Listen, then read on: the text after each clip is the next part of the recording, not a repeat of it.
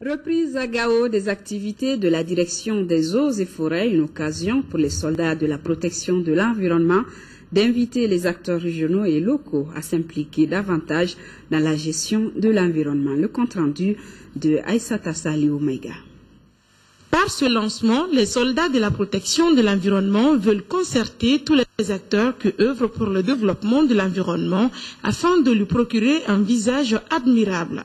Un échange a permis aux acteurs d'évoquer un certain nombre de difficultés liées à l'action de l'homme sur la nature, à la protection de l'environnement, au changement climatique et à l'impact des eaux de pluie sur les plantes, entre autres. L'objectif, c'est que pour que les gens se rappellent effectivement d'un devoir de protection de l'environnement, les gens aient conscience effectivement du danger qui menace tous les jours leur existence.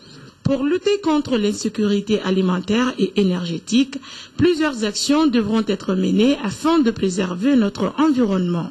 La récupération des terres dégradées par des techniques de défense et restauration des sols, ainsi que la conservation des eaux du sol. Le traitement des ravins et coris pour minimiser les apports de matériaux qui comblent le lit du fleuve.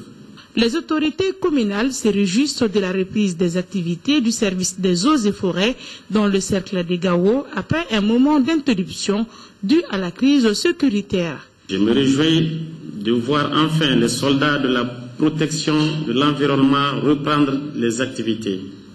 Cela augure, à mon sens, des meilleures perspectives pour notre environnement qui s'est fortement dégradé lors de longues périodes d'occupation de la région. La relance de ces activités va susciter sans nul doute beaucoup d'espoir pour toute la population de Gao.